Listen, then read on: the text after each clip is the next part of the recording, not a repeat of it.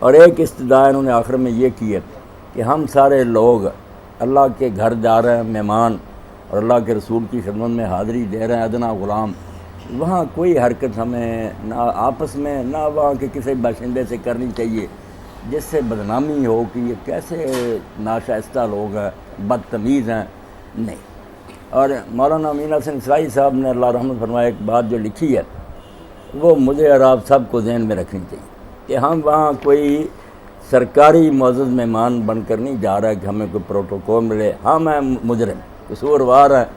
زندگیاں اللہ کی نافرمانی میں گزری ہیں، معافی مانگنے کے لیے جا رہے ہیں، اللہ کی بارگاہ میں حاضری دیں گے کہ دروازے پر آ گئے، گھر آئے ہیں معافی لینے کے لیے، اللہ کے رسول کے سامنے بھی شرمندہ ہو کر کھڑے ہوں گے، جو کچھ آپ نے بتایا وہ ہم نہیں کر سکے۔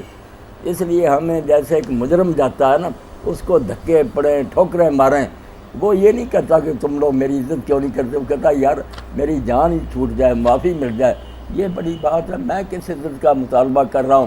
کون سے میں نے کارنامے سر انجام دیے ہیں جو میرا احترام ہو۔ تو وہ لوگ کچھ کریں، عملہ کچھ کرے، ہم اگر یہ سوچتے رہیں کہ ہم یار کوئی بڑے اونچے لوگ تھے، ہمیں تو پھولوں کی سیجیں ہونی چاہیے تھی جہاں سے ہم گزرتے، یہ یہاں سے ذہن میں سے ختم کر دینا چاہیے۔ حضرت امام سفیان ثوری رحمۃ اللہ علیہ بہت بڑے عالم ہیں حدیث کے، فقہ کے، ان کے بارے میں امام عبدالوہاب شعرانی لکھتے ہیں کہ جب وہ کوفہ سے حج کے لیے آئے تو پیدل آئے۔ اب لوگوں نے کہا کہ سواری پر حج کوئی کرنا حرام تو نہیں، اجازت ہے، حضور نے بھی کیا۔ انہوں نے کہا بھائی کوئی غلام جو ساری عمر بھگوڑا رہا ہو، نافرمان رہا ہو، وہ اپنے آقا سے معافی مانگنے کے لیے اگر اس کی طرف جا رہا تو وہ سوار ہو کر اور برا بن کر جائے، یہ اس کے شایع نہیں، وہ تو پیدل جائے۔ بلکہ آپ نے فرمایا اگر میرے ناک میں کڑا ہوتا اور اس میں زنجیر ڈالی ہوتی اور لوگ کھینچ کر لے جاتے تو یہ بھی میرے جرموں کے مقابلے میں بہت تھوڑا تھا۔ ہم جس لائق ہیں وہ تو یہ ہیں کہ جوتے پڑیں، مگر یہ اللہ کا عفو و رحمت ہے، اللہ کے رسول کی بہت رحمت للعالمینی ہے کہ ہمیں اپنے دامن میں لے لیتے ہیں کہ تم جو بھی ہو بھائی اپنے ہو، ہم تمہیں دھتکارتے نہیں ہیں۔ میں نے اپنے خطبہ میں بھی وہ شعر کہا تھا، حضرت مولانا رضا خان بریلوی رحمۃ اللہ علیہ کہتے ہیں بڑی بات کہی ہم گناہ گاروں کے لیے، غم زدوں کو رضا مجدہ دیجئے کہ ہے، کہ جو غم زدہ ہے اب سوچ رہے ہیں کہ کیا بنے گا، اعمال نامہ تو گندا ہے، خدا کے سامنے جب پوچھو گی کیا بنے گا پھر، تو مجدہ خوشخبری کو کہتے ہیں، غم زدوں کو رضا مجدہ دیجئے کہ ہے، بے کسوں کا سہارا ہمارا نبی۔ پھر حضور ہی ہوں گے، کہیں گے یا رسول اللہ جو ہے آپ کے ہے، اور اگر اللہ کے رسول نے کہہ دیا کہ اللہ ہاں واقعی بڑی کوتاہیاں ہوئی ہیں مگر یہ بیچارے میرا نام لیتے تھے، کوشش کرتے رہے میرے راستے پر چلنے کی، تو یقیناً اللہ کے رسول کی ایک سفارش پر دفتر لپیٹ دیے جائیں گے۔ اس لیے ہمیں کسی عزت کی توقع نہیں رکھنی چاہیے کہ ہمارے ساتھ وہاں اچھا سلوک ہو، دھکے ملے، بد سلوکی ہو، آپ برداشت کریں کہ ہم تو قصوروار ہیں یہاں، بھائی اللہ معاف ہی کر دے، یہی بڑی بات ہے۔ اپنی عبادت کی فکر کریں، وقت نہ ضائع کریں، جو موقع ملے مکہ معظمہ میں عبادت میں گزاریں، مدینہ منورہ میں جائیں، وہاں بھی ادھر ادھر دکانوں میں گھومنا، وہاں کی مسجدیں بھی جانو ایسی منقشہ، کئی چھتیں ہی دیکھتے رہتے ہیں، گنتے رہتے ہیں کتنے فوٹو، کوئی فائدہ نہیں ان باتوں کا، ان چیزوں میں نہیں الجھنا۔ ہمیں تو وہاں دلچسپی ہے سرکار رسالت میں آپ صلی اللہ علیہ وسلم کی روضہ اطہر، آپ کا ممبر مسجد میں جو روضۃ الجنہ ہے، اپنا کام کریں، ہم ادھر ادھر کی باتوں میں کیوں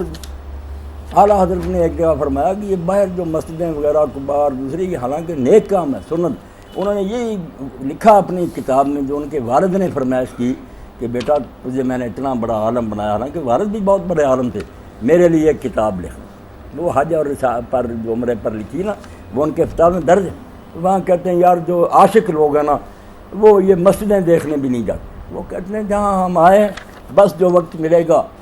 گنبد عدر کو دیکھتے رہیں گے، بیٹھے رہیں، دل ڈھونڈتا ہے پھر کوئی فرصت کے رات دن، بیٹھا رہوں تصور جانا کی، سب چیزیں بھول گیا، یہی سوچتا ہے کہ یہاں جو اللہ لے آیا۔ بڑے بزرگ تھے دیوبندی مولانا خلیل احمد سہارنپوری، پھر وہ مدینہ منورہ ہجرت کر گئے، وہیں فوت ہوئے،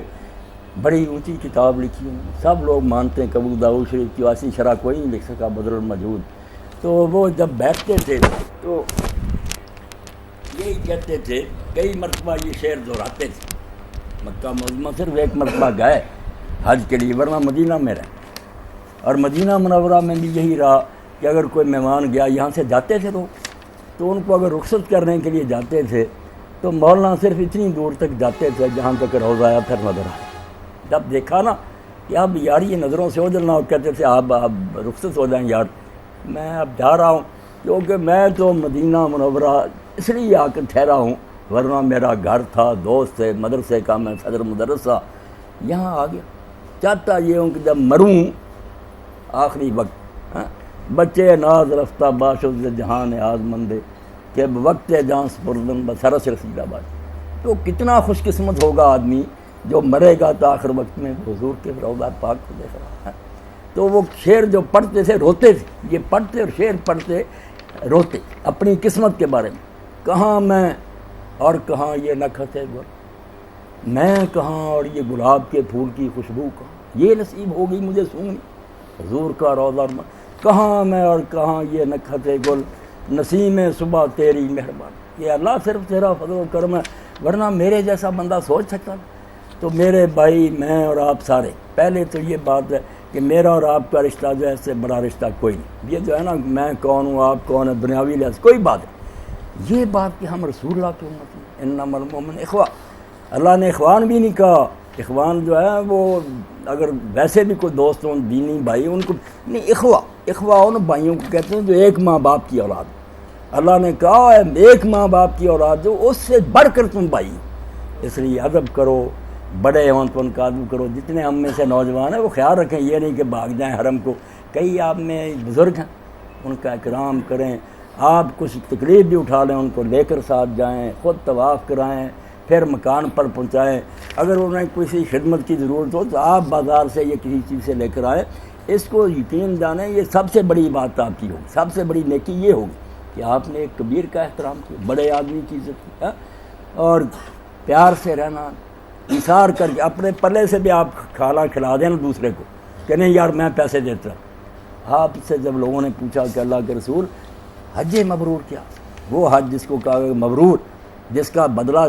جنت کے سوا کوئی ہے ہی، کم از کم بدلہ حضور نے فرمایا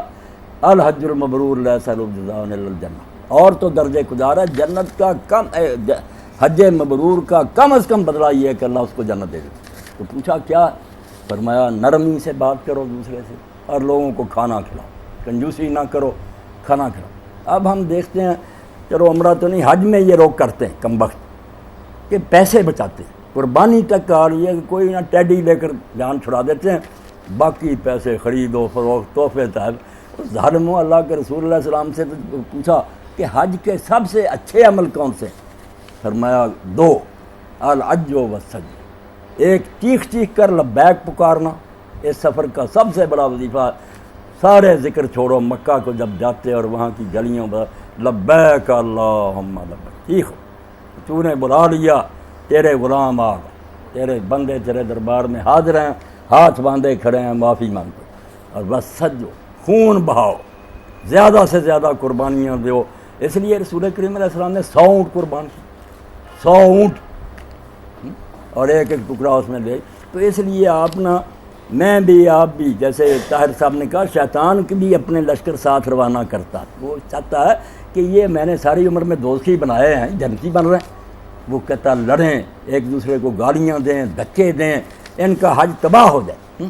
اس لیے میں اور آپ اللہ سے یہاں سے ہی دعا کریں کہ اللہ یہ دشمن جو ہے نا اس کا مقابلہ ہم نہیں کر سکتے، پناہ تو نے دینی۔ حضرت مولانا روم رحمۃ اللہ علیہ کی جب پڑھتے ہیں بڑی پیاری مثال دی، وہ کہتے ہیں اگر کسی سردار کو تم ملنے جاؤ جس نے کتا رکھا ہو بڑا، اب اس نے کھلا چھوڑا، ایک طریقہ تو یہ ہے کہ کتا تمہاری طرف تم اینٹ اٹھاؤ، پتھر اٹھاؤ، اپنے ڈنڈے سے مارنا شروع کرو، اس سے نہیں کتا جان چھوڑے گا، آپ کو پھاڑ دے گا۔ ایک یہ ہے کہ آپ اس سردار کو آواز دیں کہ چوری صاحب میں آ رہا ہوں، ذرا اپنے اس کتے کو روکیں، وہ کہے گا بیٹھ جاؤ آرام سے، جان چھوٹ جائے گا۔ یہ ابلیس ہے اللہ کا کتا، بہت بڑا، حضرت آدم علیہ السلام کو جنت میں برگلا دیا، میں آپ کیا؟